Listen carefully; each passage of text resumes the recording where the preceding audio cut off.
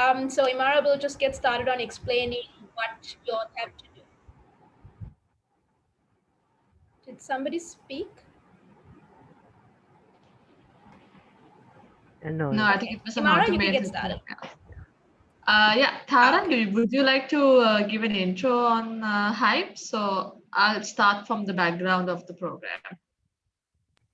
Okay, I think Jeremy would be more apt to introduce Hype than I am. Jay, do you want to take this? sure, So being there longer than me. Okay, thank you. sure. You've been with me from day one, but yes, I'll take them through. Oh, All right. So just to tell you all a little bit about Hype, we are a collection of quite relatively young people, and that's what we are. Our focus is on youth development, youth empowerment, right? And so we are, along with as most young people are, we are quite fun, as uh, all of us would like to think so. So Hype is the first and only youth empowerment incubator, which was founded upon the ideology of youth empowerment incubation. So what that means is that we have the focus of basically encouraging and synergizing youth with the objective of working together. With there are many youth organizations as well as non-profit organizations and community development organizations in Sri Lanka, but more often than not, we see them working in silos. They work on different projects. Whereas if you look at the objective of these different organizations, we all are like-minded. We all have the objective of basically working towards, for example, the sustainable development goals, achieving, uh, closing the poverty gap, and basically having a more inclusive, more progressive kind of society that will also benefit the economy. So what we do is we work together to see how we can bridge uh, what individual youth organizations do, to see how they can work together. So that is what the second point talks about. It says to streamline youth empowerment system for a country by shifting attention to top level youth empowerment and facilitating sustainable partnerships amongst the state and non-stakeholders of the system. And then through this ideology, the organization seeks to challenge and restructure the conventional approach of youth empowerment in Sri Lanka. So at the moment, through the government as well, we see that there is very focused youth empowerment that takes place. However, the structure of it and how far they actually work at a grassroots level is questionable. So that is where Hype comes in, and that's where we really focus our energy and our attention to. And of course, the last one, it is governed by the Voluntary Social Service Organization, Act number 31 of 1980, as a voluntary social service organization. So that's where we stand in terms of categorization. um, Imara, could you go to the next slide? All right, so our vision: to act as a catalyst for inclusive and sustainable youth development. So I think what I said in the previous slide, in the idea of basically synergizing youth organizations to work together to common goals that are progressive, modern, and more socially equitable. Those are what we stand for. Those are where our values lie, and that is our vision, because we want the future of Sri Lankans to be more open, more inclusive, more progressive, and especially among youth, and for youth to engage youth in basically driving this notion, and not for it to be driven by corporates, by the government, because if we leave it to them, we see that that doesn't really happen. So leadership should come from within the youth sector. Our mission, moving on to the next slide, is to facilitate youth-concentric development as a means of achieving an inclusive and sustainable human existence. So that again complements the vision that we have in seeing being a catalyst for youth development. Um, so we youth development takes place in many areas. There are very diverse areas in terms of engagement of persons with disabilities, more employment engagement, education, gender equality. There are various areas that that youth concentric development should basically take place. So we focus our attention on all these areas in order to basically take part and take an active role in synergizing this viewpoint and uh, engaging in top level youth empowerment. All right. Our objectives is to enable top level youth development, act as a nexus which creates inter-stakeholder links in the youth infrastructure of the country. So on the second point, that is something that we spoke about earlier, where we work to synergize and different stakeholders, whether it be state or non-state, um, in order to kind of drive this synergy and improve youth development and engage youth. All right, and these are central pillars. These are values of sorts, and this is what we stand for. So we are friendly, first of all, because we honor human relationships and encourage human betterment, which basically tells you that we are very empathetic, and that's something that we encourage. We ask everyone who work with us to understand each other and see the ways in which we could be like-minded. So there is no bias, there's no racism, there's no any um, uh, judgment like that, because we're all friendly, we're all empathetic. Then we are energetic because we are unstoppable. We have this unstoppable desire to accomplish objectives of youth empowerment. So we take on many projects and we do a lot of work, even when it's not asked of us. We take initiative because this is what we stand for. This is what we want to do, and we really believe in what we are trying to achieve.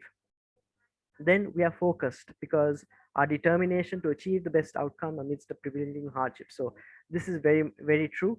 And there, for example, we see hardships propping up. COVID-19 is a good example, but apart from this, there are many other things that prop up. And even in our individual lives, in terms of employment, in terms of other commitments that we face a lot of challenges. And that is part and parcel of life, and part and parcel of being young people, because we are gaining experience. Conclude it and then get our page, Instagram, Twitter, etc. I'm back. Sorry about that. Was I covered? Yeah. Okay. Yeah, Jay, I think if we can get Imara to start, I think you've given a very good comprehensive introduction to hype. Yeah. So Imara can get started on. Yes. So in a nutshell, this is who we stand for. I think the picture is clear, and as you can see, we've worked on a lot of policy proposals, recommendations, and this is yet another one that we would like to focus on. And you would basically get exposure, and you will be able to see the work that we've done, because we can draw from that in order to contribute to this youth public proposal in education reform as well. And before I start, I want to introduce the team. So I know they introduced themselves. So there's Tarangi, who's the lead or head IPT, independent policy thinker. And then we have Imara, who's the chairperson of this uh, youth policy proposal, right? And we also have Oshini and Atif, who have also joined our team and are very enthusiastic young people that are very well versed in their specific areas, and have a lot to offer in terms of support and knowledge as well. So that's it in a nutshell. And over to Imara, who is the project chairperson, to take you all through what we have planned for this project. Okay, thanks a lot, Jay. So I'll just get down to the basics. So basically, you guys, first of all, thanks so much for everybody for sending in your CVs, telling us your recommendations. It's very heartwarming to see a lot of people interested in reforming the country's education system, which, like almost all of you guys correctly said, there's a lot of things to be done. So you guys are here. We got a lot of applications. We went through each of the applications, and we selected you all based on some of the great answers you all had given in terms of what you want to see in the education system and all. So you guys probably know a bit on this project because in the document or in the Google form that you all filled, we had a brief introduction. But if I was to go into a little bit more detail, basically the Sri Lanka government has called for public proposals in terms of reforming the Sri Lankan education system. So there are three main areas in which they would like to hear reforms or proposals from. That is the school education system, the vocational education system, and the higher education system. And basically, what the government has said is they would like us to submit our proposals through the Iganuma education portal. So you can actually find this out. It's there on the Ministry of Education's website. And there's a deadline, 26th of June. So we have structured our work plan to meet this deadline, which I'll take you guys to later. So based on this initiative by the government, what we thought, Higher Sri Lanka being a youth incubator that strives to speak for all the youth in the country, we thought to submit a youth public proposal document on what we feel as the youth of the country, how we think that the education system should be changed. And we thought it would be really good if we can get some of the very active youth in the country, such as you guys who are here, to also help us to build this document and give it to the government.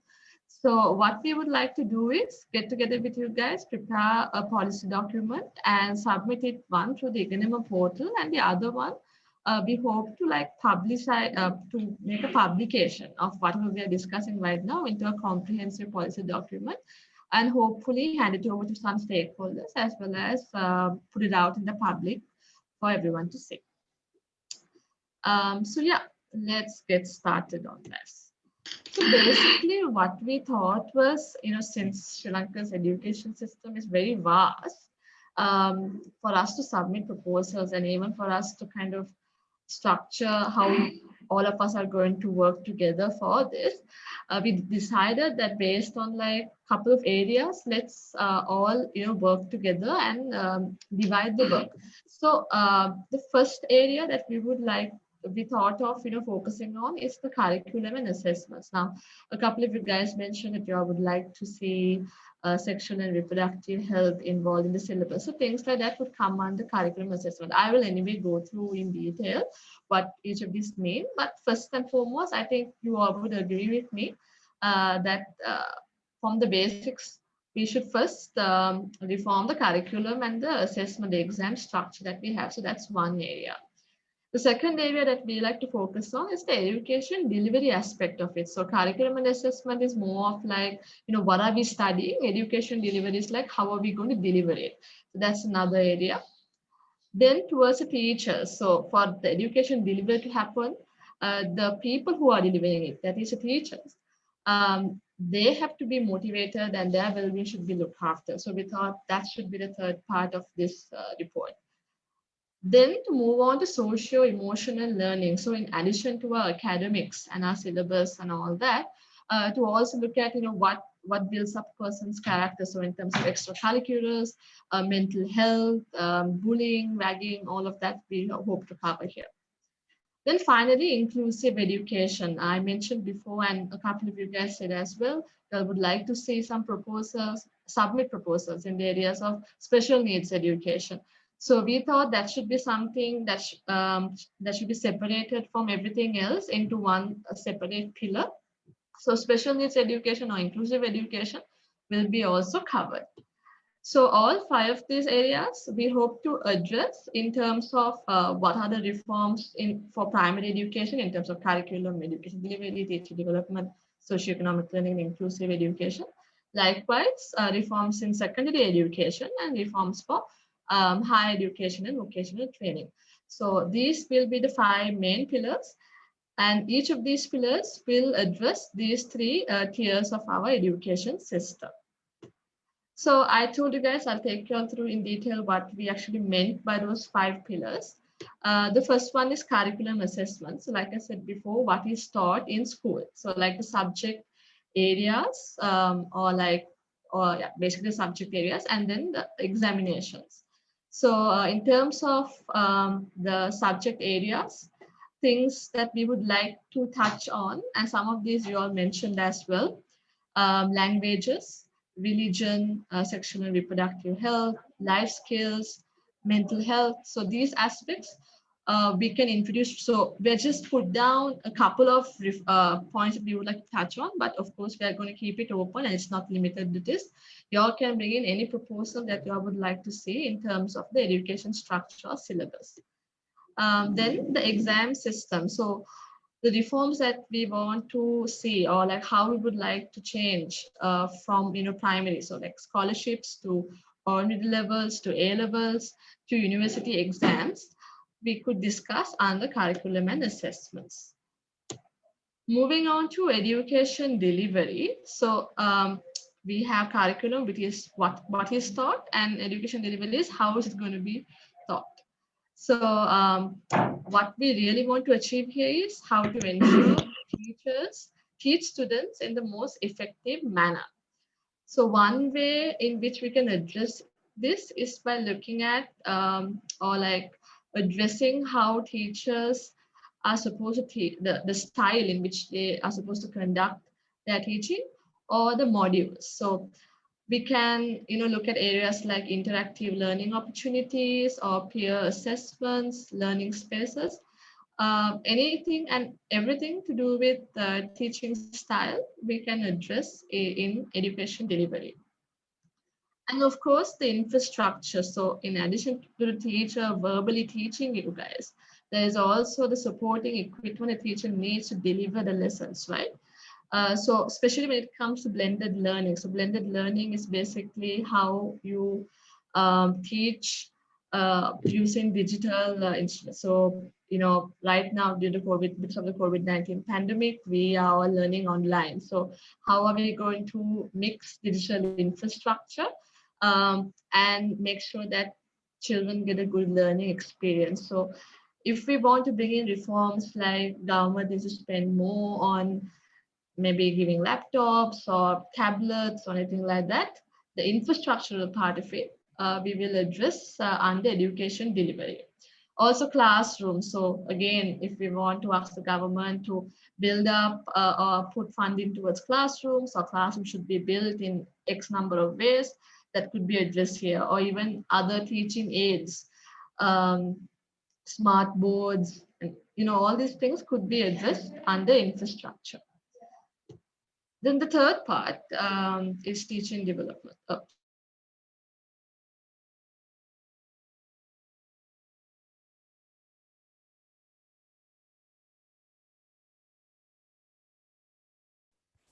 Did we lose Tara? Yeah, I think we lost Imara. I Shall mean, I Imara. share screen? Do you have the presentation with you, Jay? Will you share the screen? I can Yeah, explain sure. it. I'm just opening it up. Just give me a minute. Sorry about that, guys.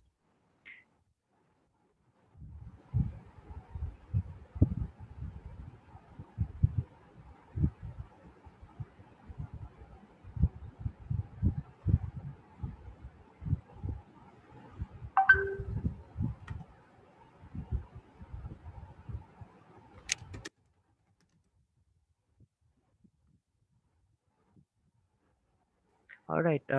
Just give me a second. It's just opening up. Till I get that open. Does anyone have any questions?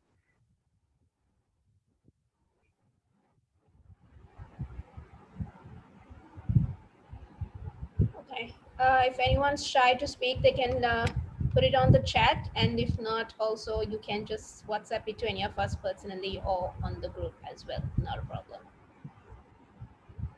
We understand that it's kind of a lot of information, maybe structure-wise and all, and there's a little bit more, but we'll get done soon. And I if you think, all have any yeah, I questions, think you can most of the questions will come at the end because there's still a little bit more to cover. Just give me a minute. I'm just trying to get this open. Any minute now.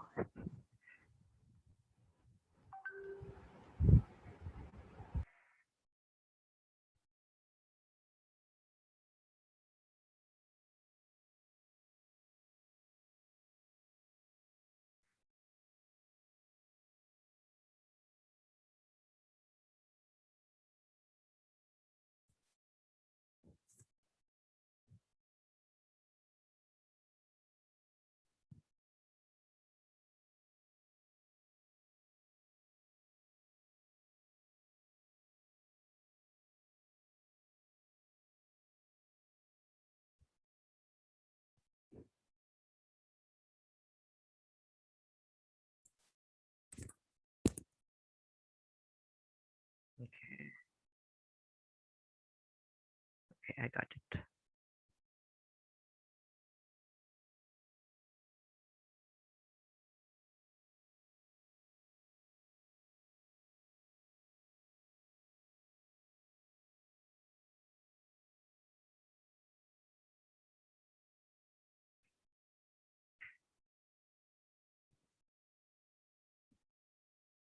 I think we stopped here, isn't it?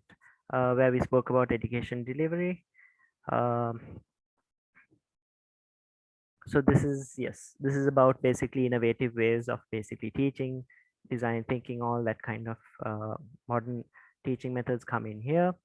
Ah, then the other area that we want to look at is teacher development, right? I think some of y'all actually brought up this point when y'all told us why y'all are interested in education reform and how important this area is, because teachers are the ones that drive education. They're the ones who guide and support students and form their capabilities and abilities and their thinking patterns. So we need to work with our teachers, and I think that is a major lapse in terms of the education system. We have uh, seminars and things like that to teach teachers and train teachers. However, these aren't really always effective. So means and ways in which we can uh, actually upbuild and upskill teachers in what they do, because there are new methods of basically how we could improve teaching. um, then another area that we would want to look at is social emotional learning.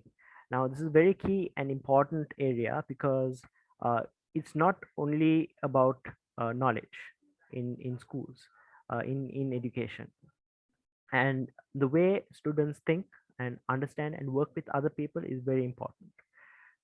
Usually in schools, um, what schools and teachers do is they turn to uh, they tend to depend on extracurricular activities and sports to teach students or encourage students to learn what sportsmanship is or teamwork is.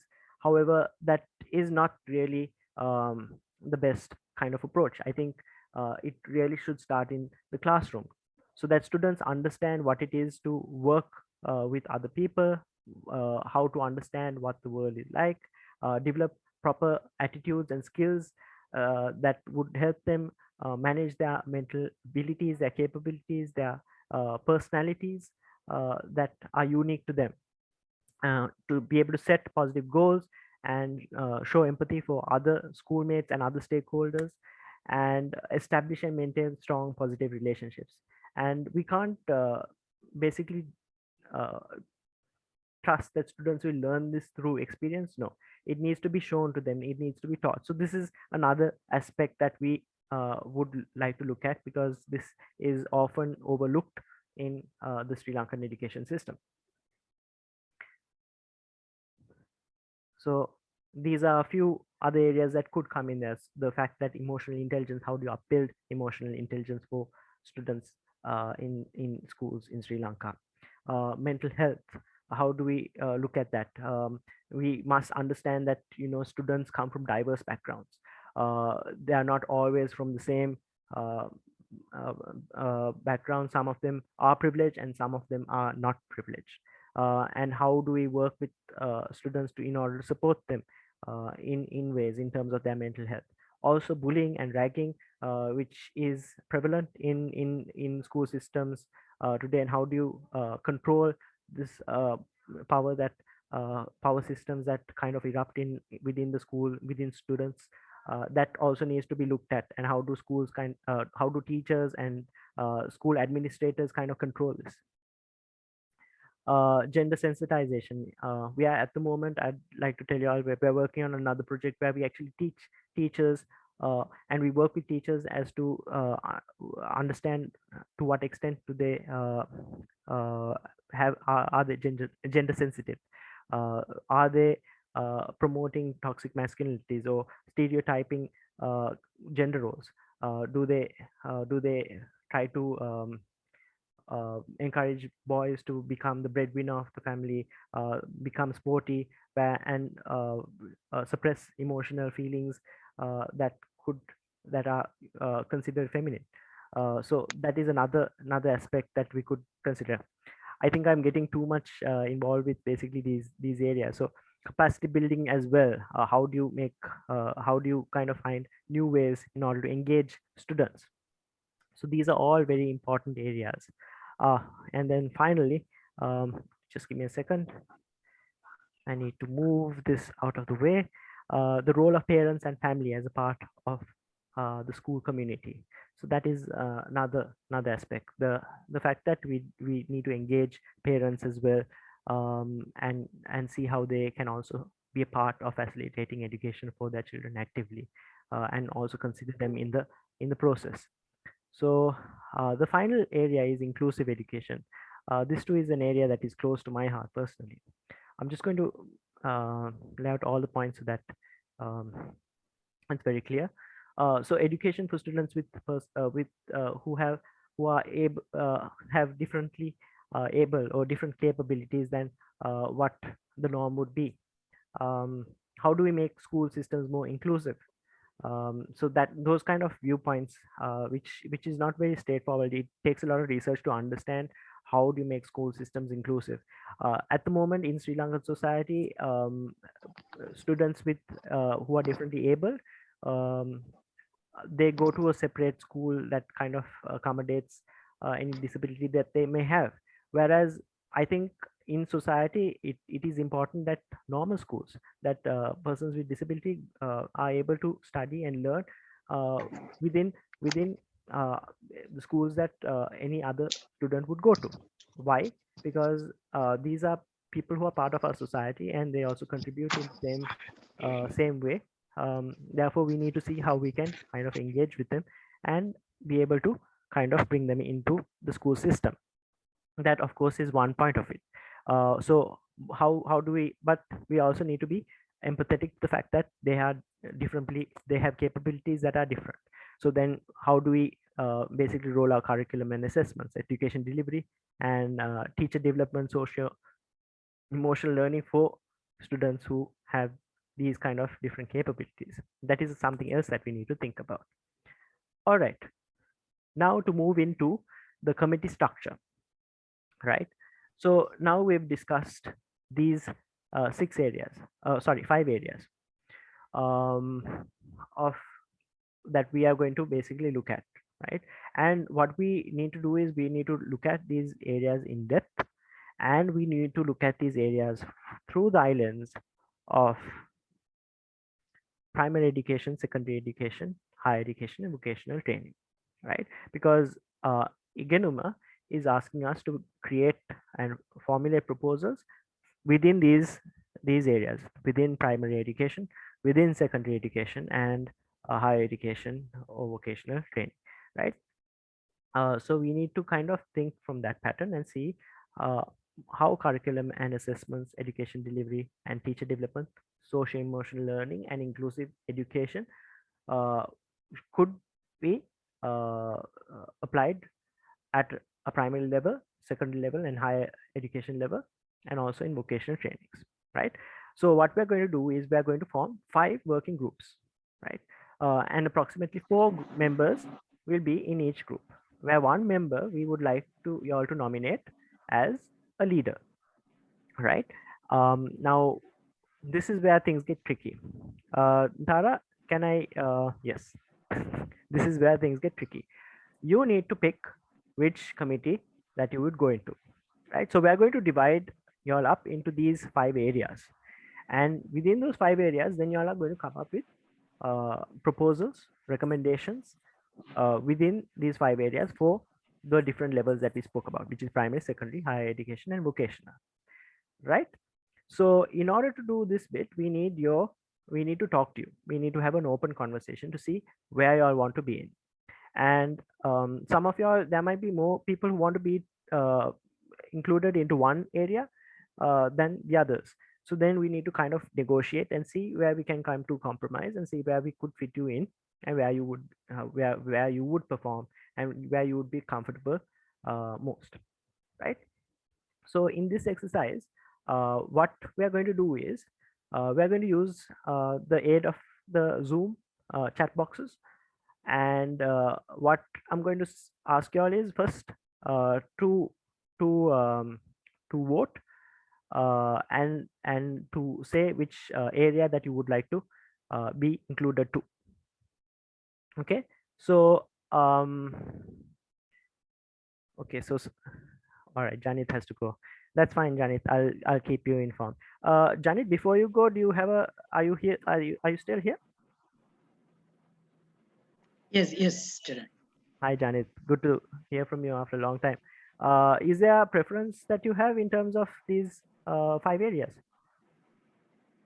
I'll put into the chat box. I actually am interested about curriculum and assessments, and then education delivery. Okay, so we'll consider you for one of those 2 areas. We'll see how it goes. I think even your comment, your introduction, kind of indicated towards that. So I was guessing that. All right. So if you need to go, that's totally cool. Thank you very much for coming, and we'll keep you updated on what the next steps are. Jay, so shall Samara? we do like this? Shall we ask, okay, so who would first like to be in the curriculum and assessments? If you Yes. guys can put in the chat box, Yes. we'll take the first 4. Atif, could we have your help in taking votes? Yeah. Okay, so I think Janit mentioned curriculum as his first thing, right? So I guess we'll have him in the group. Yeah. And then we have I'll read Ara. out. Yeah, there's Ara. There's there is Suhanya. Sohanya, Niloshi, and Heshani. So hold on. Ara, Suhanya, Nilushi, and Eshani. Is that for? Yeah. We can only have Heshani has 4 given a members, second right? option as well. Could you open up a different area and just put Heshani under teacher development as well? Okay. Okay. Second. Okay, guys, hold on. We'll take it Yes. one by Hold one. on. So Heshani, second preference is teacher development. So I'm just going to put her there. Okay. Harsha, Anojita, I'm just going to hold your comments for a while. Let's just take it one by one. Let's go to education delivery. So Yeah. education delivery, can you put down Anojita? He's put his name there. Anojita. Okay. Okay. Anyone else for education delivery? Parami? Put down Parami Okay. Pardon me. under We need 2 education more. delivery. 2 more? Anyone even from the first? Rushantan would Rushantan. like education delivery. Okay. Rushantan, and we need 1 more. Kivya. Kivya. Kivya, is that right? Yeah, you're interested in education delivery? Yes, that's right. Okay. Okay. Shall we go to teacher development then?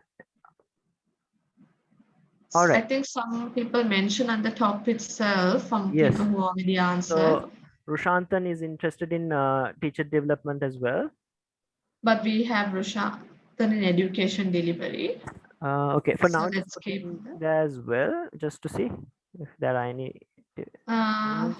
anyone else. Heshani also asked for teacher development. Heshani. Okay, so we'll have Heshani there. I'm just going to keep Rushantan in education delivery for now, but Okay. if Okay. we're out of, let's discuss. Anybody All right. else? Anyone else for teacher development? Sorry, teacher development. Maybe one So more? just to remind you guys, it's about the welfare of teachers, training the teachers, and the learning and development, and all that aspects. This all is a those aspects. very interesting area because you're looking to train adults, right? Adults who teach students on how to teach and how they can use creative methods of teaching. So it's not just about coming up with great education delivery methods. It's about how these are executed, how do you coach and train teachers to execute these. Even digital literacy is a very important area in Sri Lanka at the moment. Although even in Colombo, and especially in the outskirts of Colombo, there are a lot of people who need understanding of how to use laptops and phones for learning, right? They A lot of people do have phones. Like there are a lot of. I was actually talking to a friend, a family friend who is a teacher in Batticaloa, and he was telling me that they have phones and they know how to play games with phones, like students know, but for learning they don't know using email and all. So it's a very interesting area. Okay, so Kivya has Yes, teacher training has too. teacher training too. Anyone else? Have we got everyone? Has everyone chosen an area yet? Okay. Not yet. Let's So let's let's come move back on to to the teacher next one. development. Yeah. Yeah. Niloshi also volunteered for teacher development. All right. Okay. So we have Nilushi. All right. All right. Shall we move on to socio-economic learning? Yes, yes. Social and economic learning. So, emotion Emotional, learning. sorry. So there's Socio-emotional learning. Harsha, Okay. there's Azni. Um, so Harsha, Azni, Harsha. There's Yumna, Nismia, Yumna. Okay, Nizmia, fine. Arami. There are like a lot of people. Right. Just four only we can take. So Azni, Harami, we already allocated you for education delivery since that's Okay, the so first without one. Arami, then we have five, right? For social emotional. No, hold on. Nizmia, Harsha. Uh, I missed somebody. Who was the first person? Shall I take Yumna. Okay. Yumna? Yeah. Yeah. All right. Yeah. Okay. So we have Harsha, Asli, Nizmia, and Yumna. Okay. Finally, inclusive education. I saw Ranmali has Ranmali. Yeah, mentioned she's the that. first volunteer. Ranmali. Who Anyone else? else? Inclusive education. This is a Special interesting needs. one. It's a tricky one. I must admit. Yeah, but we have experience in this. We've created a report in terms of inclusion of persons with disability, and we will be able to help you with research in this area. So Nizmia is also interested in this area. If we can spare her. But we put her Check for and see social. that there are people who are not in the meeting. Anyone in the meeting who hasn't already opted for one of the areas? Okay, everybody has picked an area, right? Okay, so then we'll have to just check from the people who haven't come and then allocate them accordingly. I think we've got everyone. No? So we've got housing. Where is we had yeah, some people have dropped out of the meeting. I think Mahmoud is also there. He's okay, but that's fine. That's fine. So All right. if So we go how's it through looking like? like everybody, I think so. Ara, are you in any? I believe I haven't put you into anything. I mean curriculum assessment. Curriculum and assessments. Okay, sorry, your name has been witnessed, Sarah, on my phone. Spell check. Ah, Okay. Ara, then Azni, I think socio-emotional learning. Please tell me if I've got it wrong. Harsha, also socio-emotional learning. Heshani, teacher development. Kivya, education delivery. Nilushi, teacher development. Nizmia, socio-emotional learning. Ranmali, inclusive education. Rushantan, education delivery. Sri Parami, education delivery. Suhanya, curriculum and assessment. Yumna is in socio-emotional learning.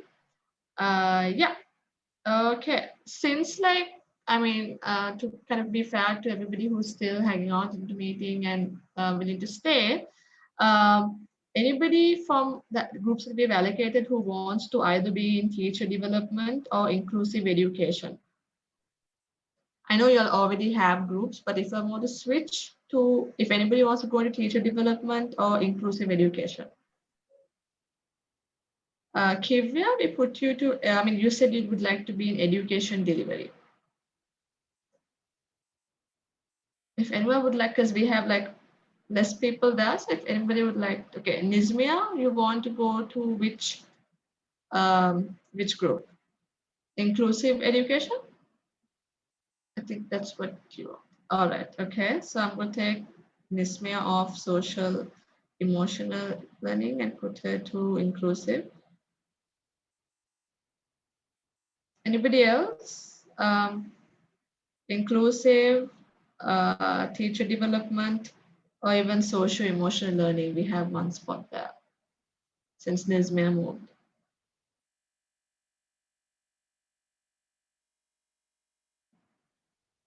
Yeah, I think everyone's okay then. Only Nizmia changed to inclusive education.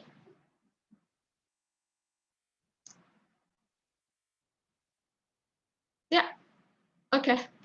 So guys, I think from the others, we'll have to decide, we'll send around the blank spots and ask them to decide. No?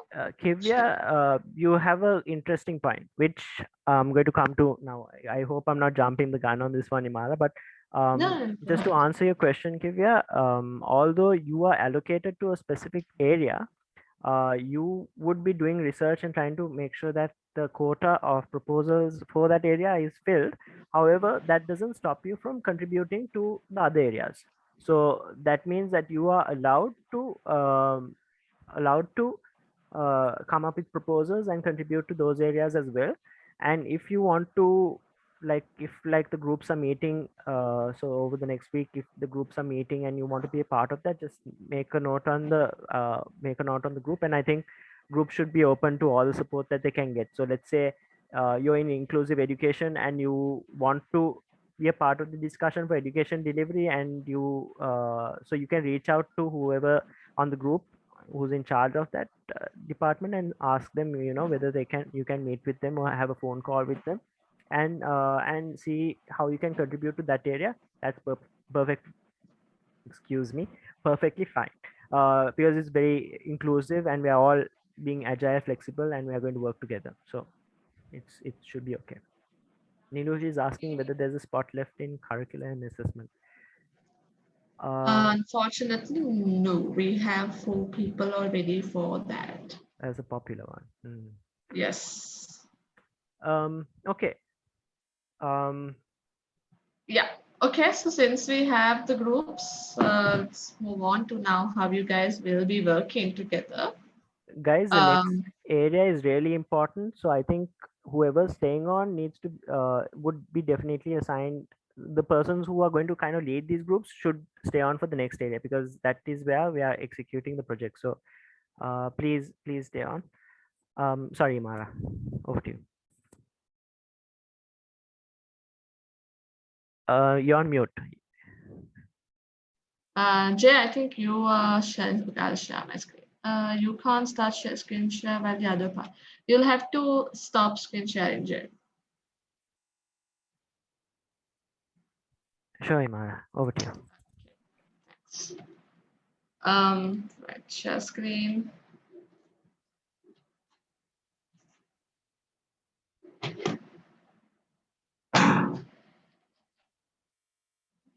Okay, so we have the committee structures and you all know which one you guys are going to be in. So remember guys, now whoever's in curriculum and assessments, you all will have to first in your meetings appoint a leader for your team so that we can always coordinate with your leader on like internal meetings with hype and stuff like that. And the other thing is for your area, now if for curriculum and assessments, you write proposals for primary education, secondary education, and higher education and vocational training. Okay. So in terms of writing proposals, we have a short format. So we would like to have our proposals as concise as possible. So what we thought is for you to first write, now if we're going to write 5 proposals, the first proposal would be proposal 1. So you can say, I don't know, bring in sexual and reproductive SRHR into the curriculum. So that could be a proposal and the rationale for the proposal, where you explain why you think SRHR needs to be introduced into the curriculum. And when you're explaining your rationale, you might want to put in statistics, or you might want to say, look here, there's a number of, like rape cases, or the number of like child, teenage pregnancies, things like that. You would like to mention as a rationale, and you would like to put in some figures or statistics or something like that. So in this case, in those cases, wherever you get those figures or facts from, make sure that you put in the reference or the source. We will take you guys through, like we will show you some examples of proposals that were done before and how to actually write and also reference. And whatever proposal you're bringing in, make sure that it's very thorough and complete.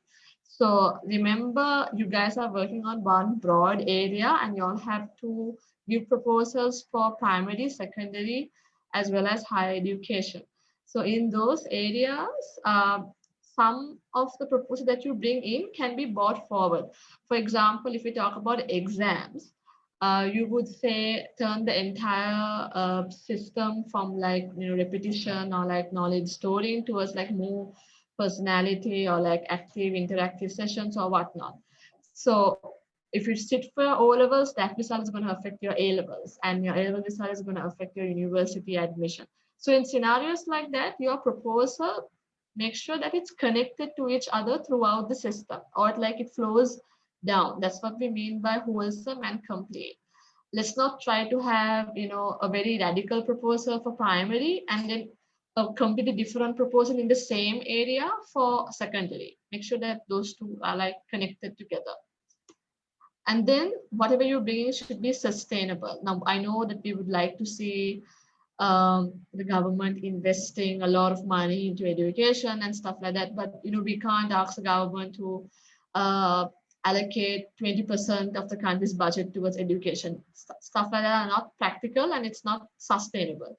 So think about the practicality of whatever proposal you're putting in, and it should be a proposal that can be sustained for the future generation, especially proposals that you bring in asking for funding and things like that. Just think about whether the government has the funds to like carry it forward towards many years. Okay, and also just keep in mind all these proposals were writing to the government. So whatever you're bringing in should be within the government control.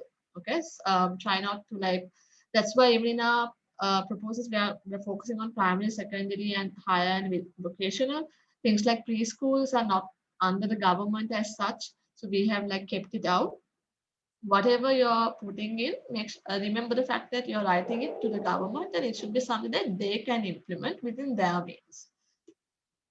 Also, like I said before, when you're explaining the reason why you're bringing forward a certain proposal, there should be a strong rationale for it.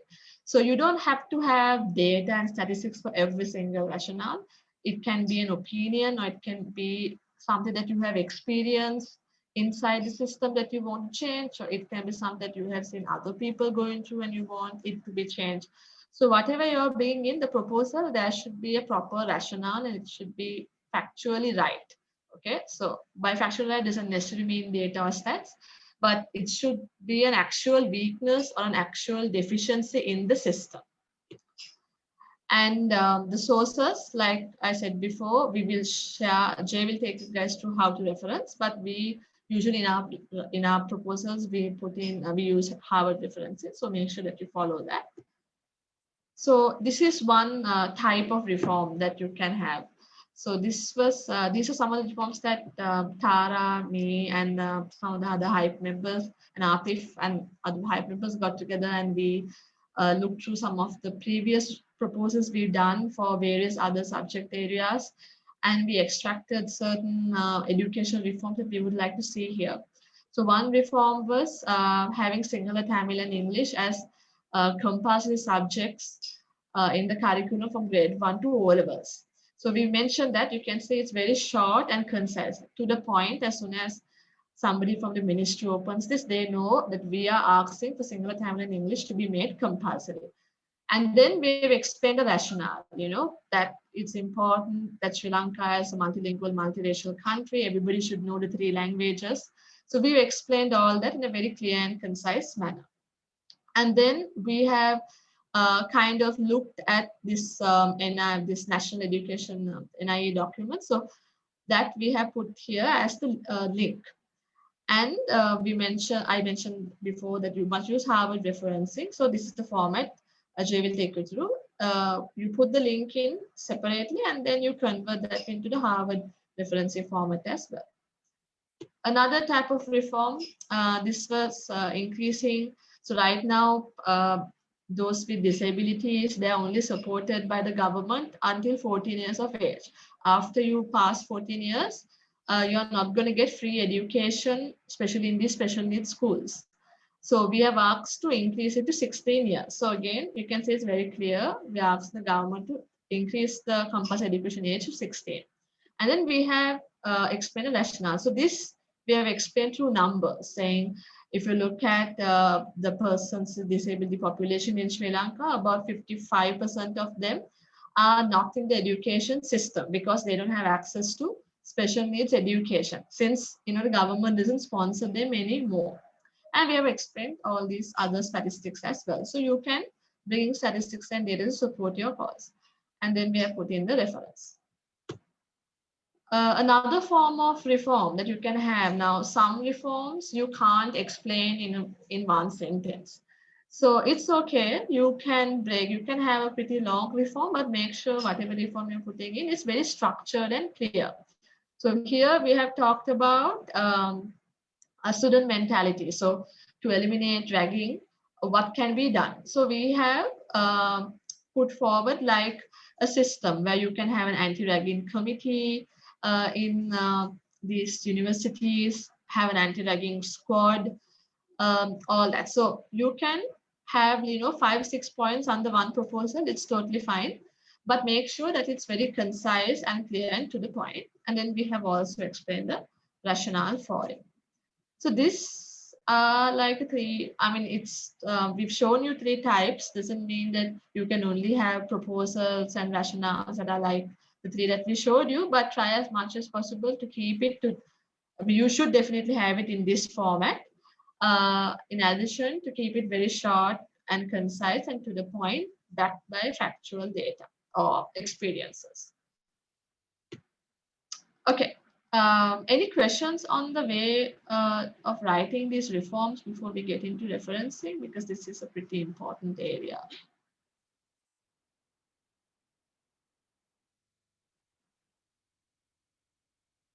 Okay, I think I was clear. Jay, would you like to explain how referencing should be done? Yeah, sure. All right.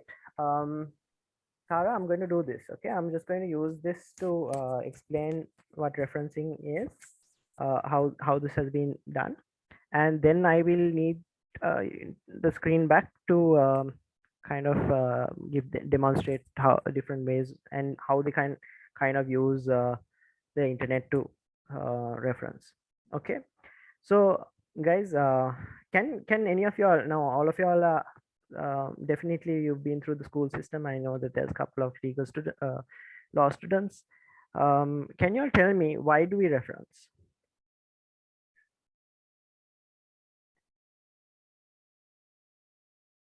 Why do we reference? Let's say you've written a very good piece of work, right? And you have published it, right? And someone else reads your work and basically takes your ideas and builds upon it, right?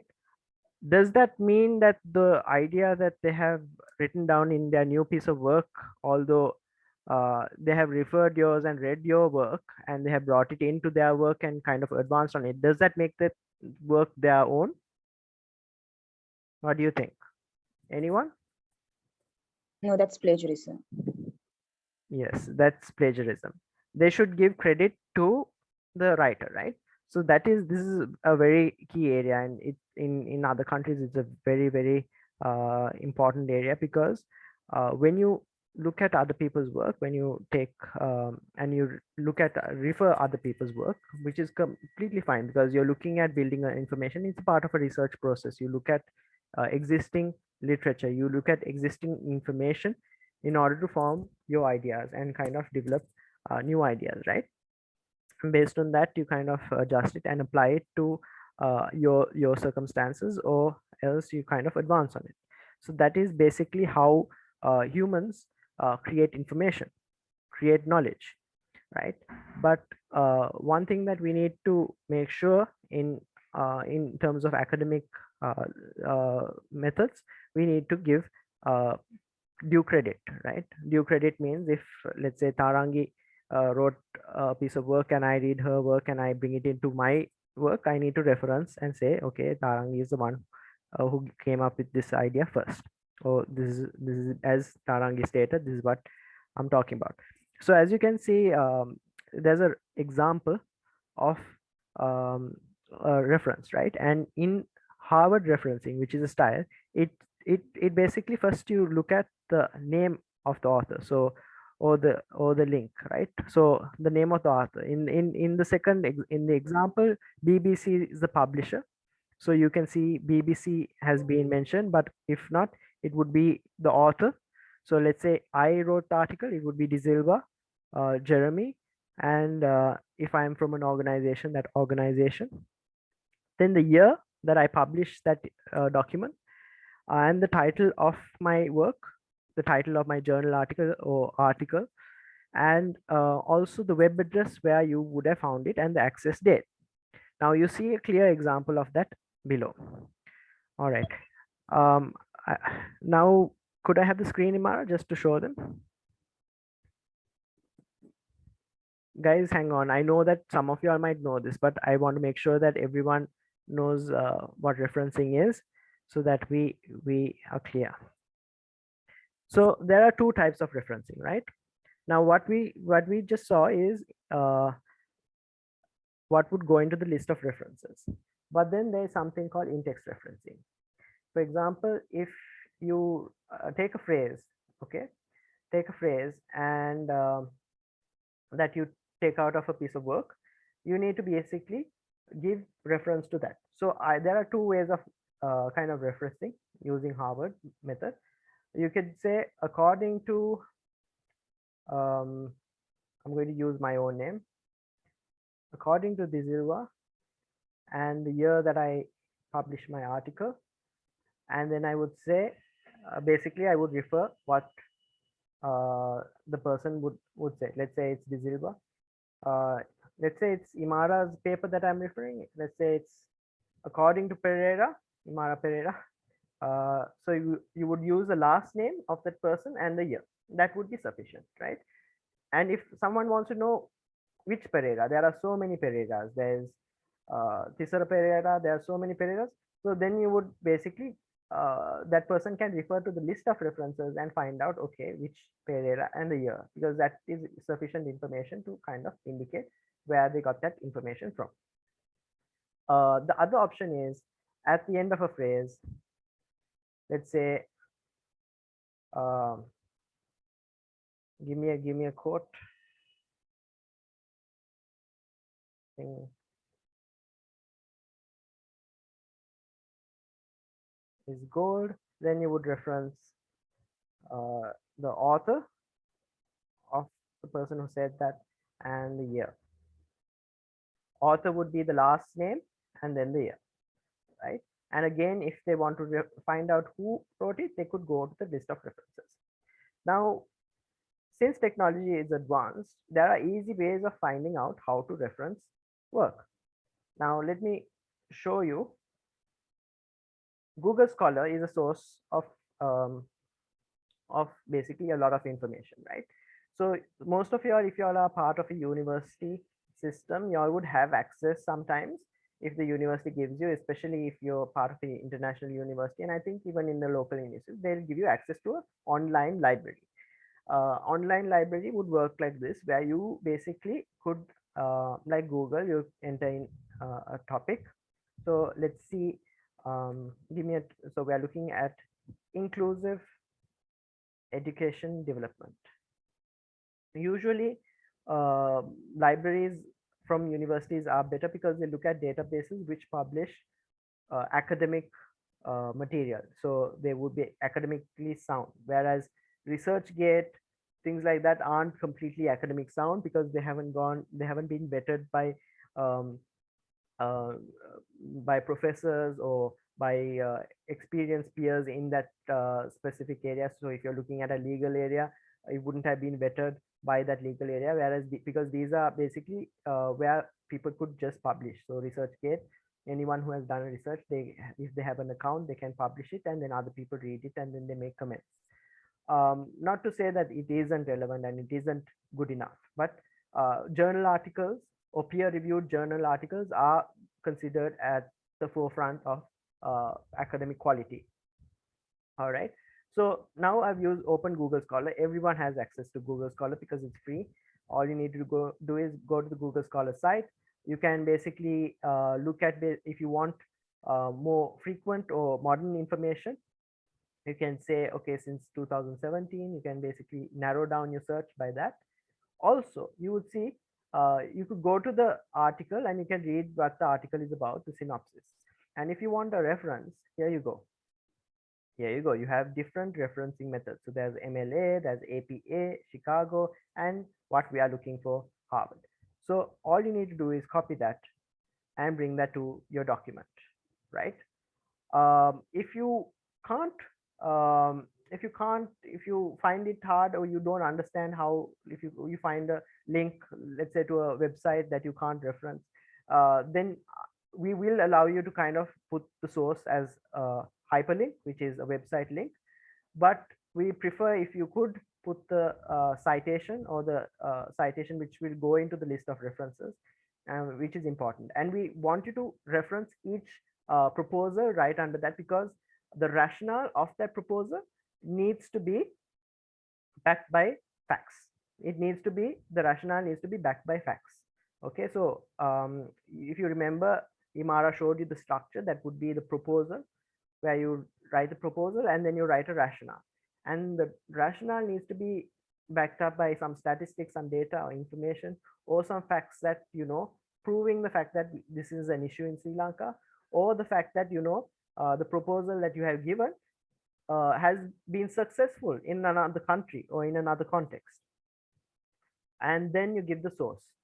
And the second reason why it's really important that you give the source or reference for each proposal is because Igenuma, the portal, accepts, we need to pull out proposals and restructure the final documents into those areas, which is primary education, secondary education, higher education, and vocational training.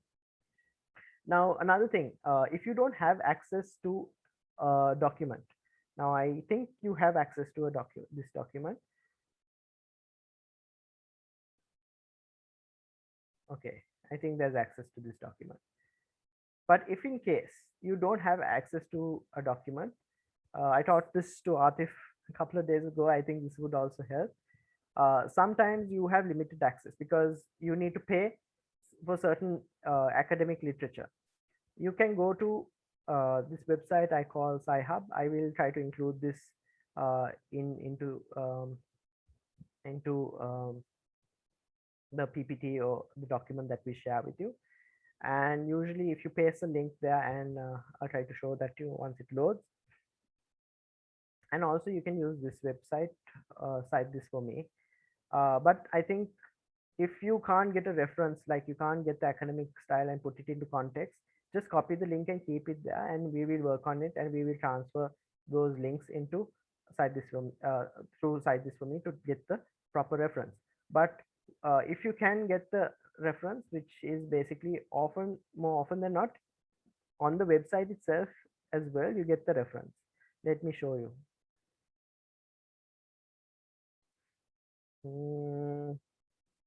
Let's see.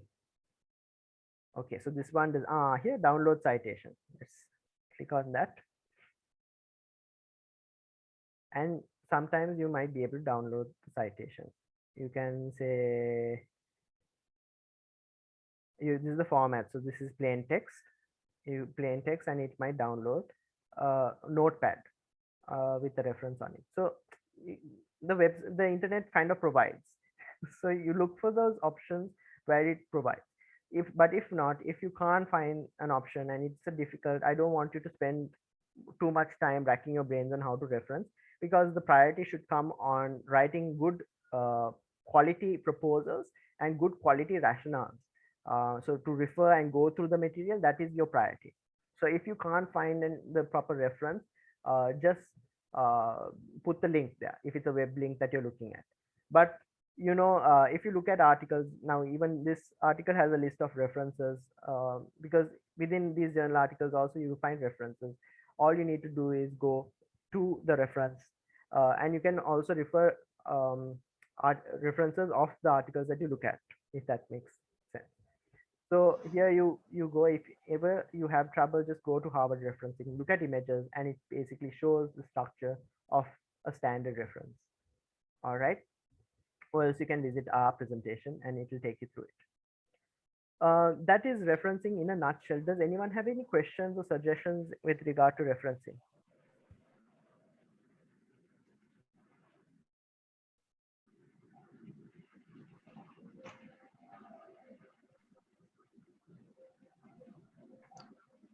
So Jay, I think in the interest of time, let's quickly yes, wrap up.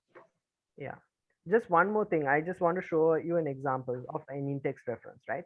So let's say now this rationale was basically sourced from Navasteen, right? And let's say this phrase, this paragraph was the specific area that you looked at from Navasteen. You would want to put Navasteen in there, and that's it. It's as simple as that. It's very straightforward. Okay. All right. Yes. With the interest of time, let's move on to the next area. If you need any help with referencing, you can always reach out to us. Thanks, Imara. Okay. Thanks so much, Jay. So I'm just going to quickly wrap up. So basically, you guys know now the referencing, how to write the reform and how to do the referencing, right? So where are you going to do all of this? So that will be your working document. So basically, we are going to give you guys access to two things. One, the main proposal document. So we will have the Hype Sri Lanka, the main document that we will finally be sending out, plus a document for you guys to work as a group. So basically, when you all are going to start working on your proposals, first you guys have to use your working document. So in your working document, you all can get together as a team, discuss what you want to put down. You all can do your research, put your research into document, whatever you want to do with your group working document. We're not going to look at it or anything like that. And make your proposal. So in the format of proposal and rationale, have the proposals ready. Once you are done with that, you have to transfer the proposals, the final proposal in the very clean, short and concise format into the main proposal document under your respective header. So in the main proposal, I will take you to the main proposal document. We will have sections saying curriculum and assessment, teacher development, whatever. So from your group working document, transfer your final proposal into the main proposal document. And on the day of our first meeting with you guys as a group, we will be sharing the main proposal document on the screen, and you all will have to take us through the proposals that you have put in the main proposal document. Okay. So in addition, now I saw some of you guys had asked, can I be in two groups and all that? And you all also might be interested in, if you're in curriculum assessment, you might like to also, you might have recommendations in teacher development, or if you're in inclusive education, you might have recommendations for education delivery. So if you have ideas for the other groups, one thing is you can obviously reach out to somebody in that group and tell, hey, guys, I have thought about this idea. Have you all thought about it? Can you guys put it in your section? Otherwise, in the main proposal document, under the area that you want to put your proposal in, you can individually just type it out, saying proposal 5 or proposal 2 or whatever. You can write, this is what, this is my proposal, this is the rationale with the source.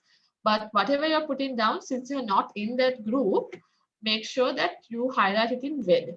because when that group, when they're presenting their section to us, they might be like, okay, who put in this proposal and we didn't write someone else's written it. So make sure you, whatever you put in to other person's section, that it's highlighted in red, and you can even add a comment saying you're the one who wrote this. So we can come back to you and ask to explain what you have mentioned there. So in addition to writing proposals, if you're always free to go through other people's areas, what they have put down in the main proposal document. Don't go through the group working document because that's something for the group to work on privately. But in the main proposal document, if you see other groups have put in these proposals and you have certain comments that you would like to make or any suggestions, you don't want to put a proposal, like a full proposal, you just want to like add something to something that they have already put down, you can add a comment with your name. Okay, and make sure you don't, when you're putting things in other people's sections, don't delete or edit anything. You can only put comments, or you can put in sentences or proposals, but do that in the red font. So this is basically what you will be given access to. I hope you all can see my screen. We'll give you access to this Google Drive. So right here, you have the youth public proposal on potential reforms. This is the final proposal document, the main one. Okay, so within this document, so this is the main document, the master document. So if you are from curriculum assessment group, you can put in your proposals here, proposal, rationale, source, proposal, rationale, source. If you are from social emotional learning, whatever you have in your working document, you can transfer to here. And if you are somebody who is not in the social emotional learning group, but you have a proposal you like to put in, you can just mention here, proposal, rationale, highlight it in red and type it out. And then make sure that you put a comment saying, anyway, your name will appear, but just, put a comment that wrote this or something, or suggestion. Okay. And if there's something that the other groups have written here and you want to comment on that, again, you can right click and comment with what you would like to say. So that's how that's going to work. Just delete this and even this. So this is the master document, which you will find as the first document here. The document that you are supposed to work on as a group, you will find in this working documents folder. So we have created 5 documents. So if you're on a curriculum assessment team, you can use this document. So make sure, like we said before, you should have proposals in school education, vocational education, higher education. So whatever proposal you have in school, proposal 1, you can, sorry, I can't edit this, but yeah, you guys will be given access to edit this. Make sure that whatever you propose, you cover all the areas. So we would like to see at least 3 to 5 proposals from each of you guys. It's not compulsory to like write 5 proposals or anything, but definitely more than 1. At least 3 proposals we would like to see. Of course, we would love it if you all have like 10, 20, but this document, we're handing it over to government and then I'm going to go through, if it's going to have like 200 odd pages with so many proposals, they're not going to go through each and every one of them, right? So just keep that in mind. Try to limit your proposals to a maximum of like 5 to 6, as much as we would like to, and as much as we would welcome a lot of proposals from you guys. Let's keep it concise and to a maximum of like 5. So if you'll have multiple proposals, and you can try to like connect them together as one particular proposal and put it down. Okay, so this is how it will be in your working document. First, start work on the group working document, then transfer it to the master document. Any questions on this? Because this is pretty important.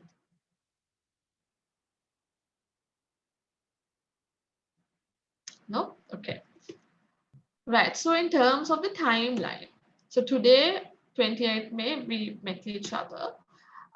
So what we would like to do is, now since you have already been put into groups, we would like you guys to start working on your reforms right away. So we will give you all 1 week to work on your reforms in the working document and then transfer it to the master document.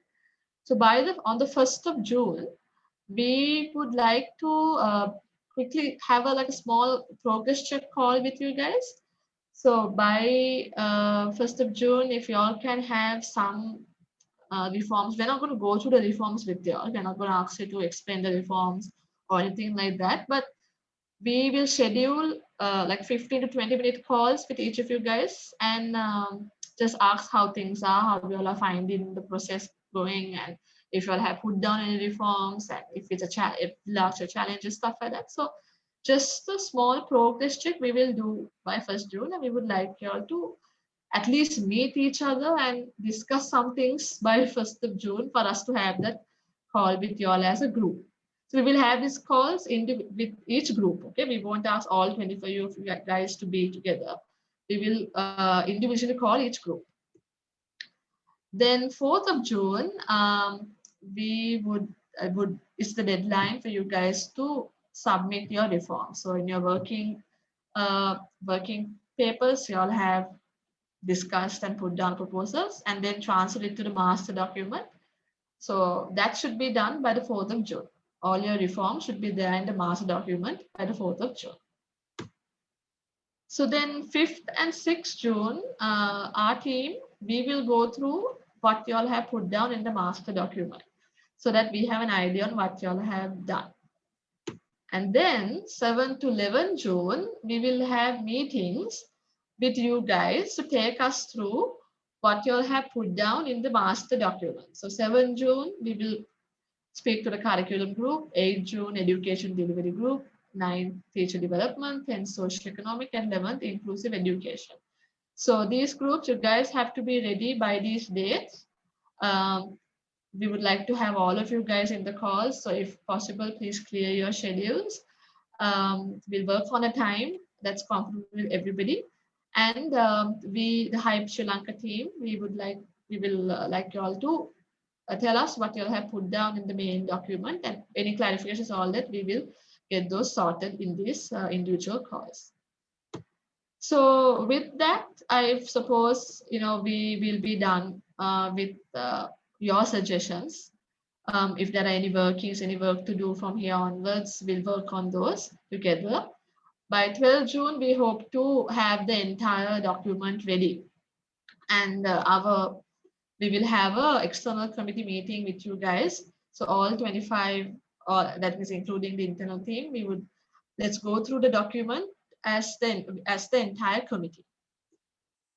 And then after we take your comments as a committee, on the 13th of June, we will go through internally and have the document ready for submission by 20th June. So 13th to 20th, we will work on the formattings and all of that and have the final document ready by the 20th of June to submit to the Iganamo portal.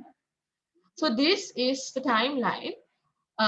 What's important for you guys is to keep in mind 1st June, the quick progress check call.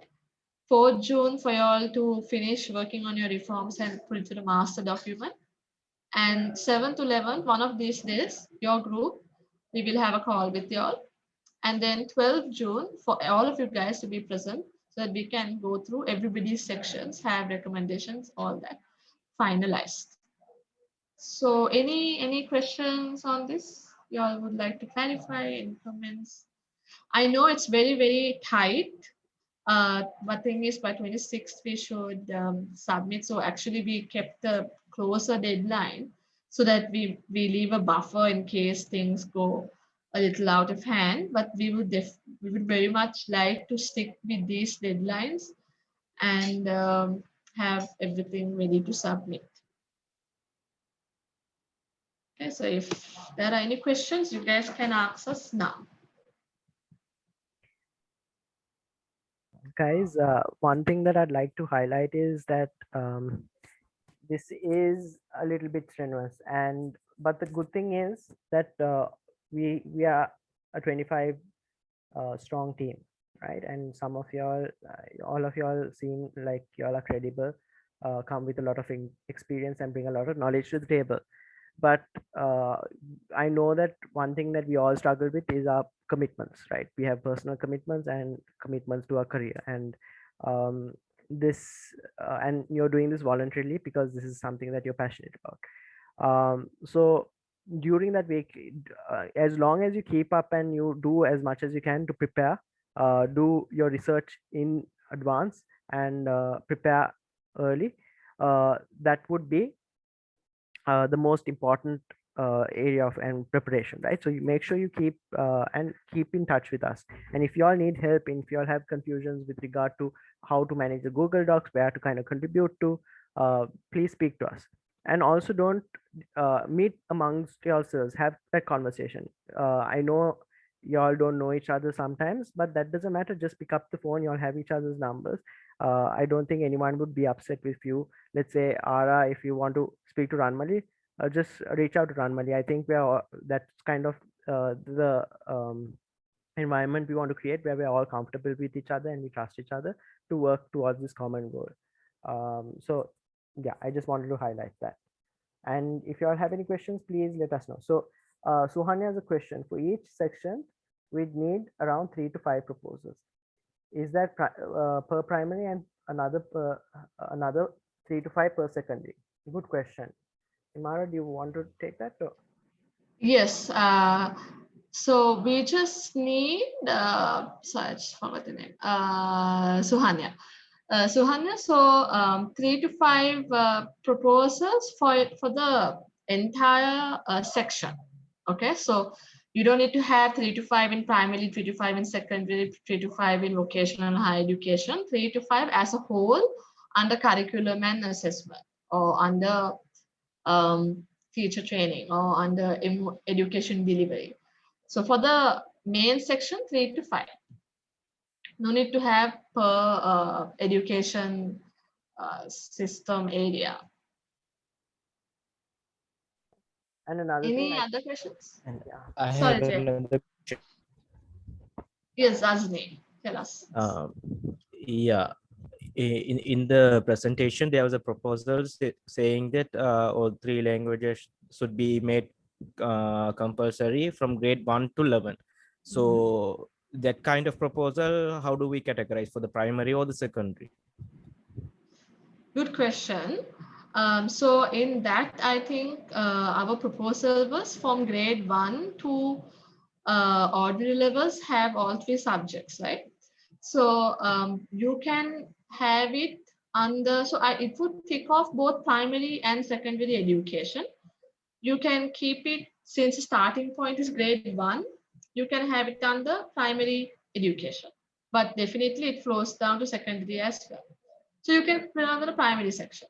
That's okay. So it's up to you. You can, there's no hard and fast rule where to keep this on the primary, secondary, whatever. It's up to you guys to discuss, and whatever you guys logically think it falls under, you can put it. So for the particular language thing, the way I thought about it was, since we are asking it to be introduced from grade 1, and grade 1 is in the primary section, let's have the proposal categorized under primary so that it flows through to secondary. Thank you, Imara. Any other questions like that? There are 2 participants with raised hands. Let's see who it is. Ranmali? Yeah, so is this final document going to be translated into all 3 languages, or is it just going to be in like English? It will be translated. It will be translated. And if we can have your, sometimes we might ask for your help if you all have, but we've past documents we have translated. Would you all like to see a past document that we've done? If you all are interested, we can quickly show you. Yeah, that would be great. Yeah, thanks. I'll show you all in a bit.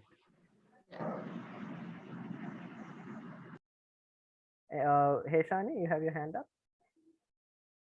Yeah, hi. So with regard to teacher development, does that include only the like professional skills, as in like the training or something, or does it also include the welfare, like the salary increments or something like that? Does all of that include, or just the educational needs? All of that is included. So don't worry. We will. I think it was mentioned on the slides as well. So we have said training, learning and development, welfare, career opportunities for teachers. But don't worry. I mean, if there is something related to teacher development that you think should be addressed that's not covered here, you're more than welcome to put it. So we just put these points underneath each section as a general guideline, but it's not limited to these points. You can, as long as it's under the main area, you're more than welcome to add whatever you think should fall under this. And also we will be sharing these slides with you guys. So you can come back to refer to it if by the chance you all have forgotten what was there or want to refer back. Okay, thank you. No worries. Any other questions?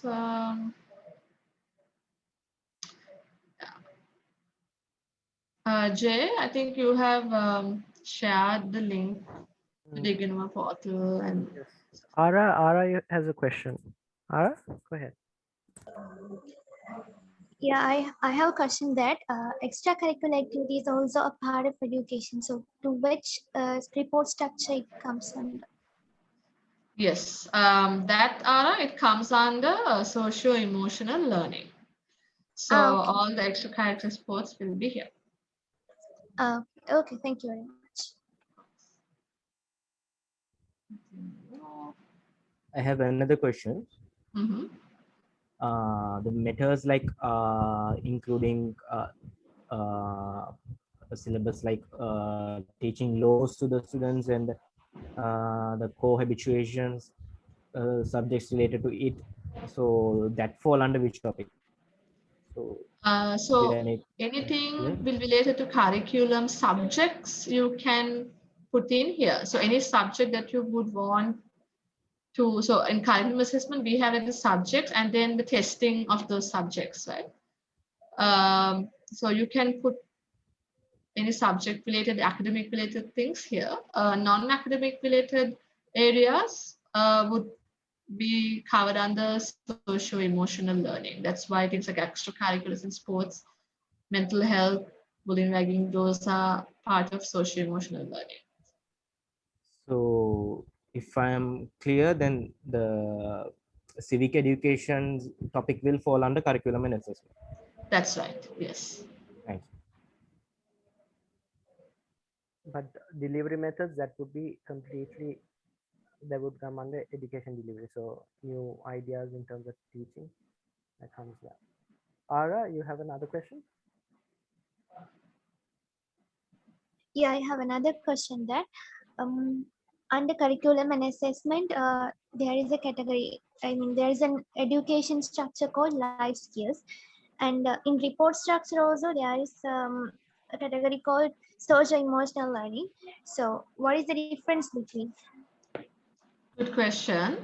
Like I said before, curriculum and assessment is something that in this area we want to, what we basically talk about is the subjects that are taught at school and then the eventual testing of those subjects introduce. I mean, Jay, Tara, if please jump in if there's something to add here.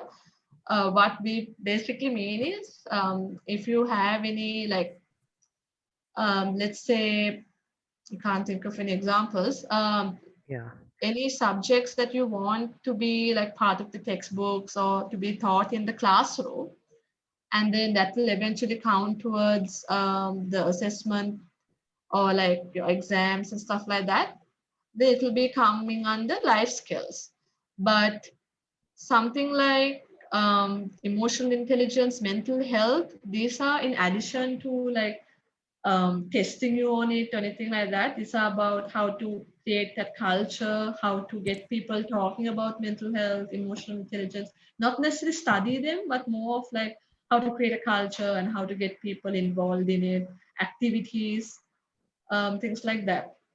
Hope I made sense. Jay, Tara, would you also, do you have? Exactly, spot on, Imara. Just to add to that, so under curriculum and development, it would be it could contain content that looks at social emotional learning. So in terms of life skills, we are looking at financial literacy, for example, how to manage your finances, how to also, as well as how to be empathetic, how to be courageous in terms of, and how to form good habits, things like that. That could be in the curriculum, so that would be the content that would be taught to students. However, social emotional learning is the way in which you upbring the students. How do you kind of deliver, and how do you kind of develop the kind of learning atmosphere? So as you rightly recognize, Ara, there is now, for example, education delivery kind of crosses over. How you teach students to inculcate socio emotional understanding, socio emotional learning, also it crosses into that area. So there are, because it is very difficult to kind of categorize and segment these areas separately, because they are all interdependent. There are a lot of gray areas that you would find, and that is something that we would have a lot of questions on. So what I that's why we have defined these areas in today, so that you understand what the objective of each area is in terms of what should be included. But of course, there is definitely going to be questions as to whether this a certain proposal should come into area A or area B, because it would fit into both. In those instances, that is where we would have a final discussion and then kind of decide whether it comes into either one of these areas, or would need to come into a sort of completely different area, maybe a general area where you look at a cross-cutting area where it looks at basically systemic changes in the education system. So don't spend a lot of time if you are like very confused. Is this proposal I'm bringing falling into my group area, whatever? Don't worry too much about it. If you have a proposal and are not really sure, it's okay. Go ahead and put it under your topic. When we have the group call, you guys can raise it up. And if there are any concerns on you don't think it's going to fall here, or you think it should fall somewhere else, we will definitely discuss it and look at it accordingly. Because the final output is not a separate section on curriculum and assessment or a separate document on education delivery, right? The final output is reforms on the education system of Sri Lanka. So we would like to, have all the proposals, all your ideas into that. So we'll find out some way to put it into some topic, or we might even later realize we need to create a general section. So we don't know. If you have any major doubts, don't worry, go ahead and put in your working document and have the final proposal, final master document as well. Let's discuss on how we want to put it into, like where we want to put it into. Thank you very much. That was very comprehensive answer. Those are very good questions. Yeah, very valid questions. All right. If you all have questions, of course, you don't have to ask it here. Anytime you can just put it on the group and someone will attend to it. If it's missed, just maybe drop a direct message to one of us. We're always there to help. All right. So I think we're almost towards the end. I mean, we kind of wrapped everything up, but before we end the meeting, we would like to have appoint the leaders for each, not leaders, that's very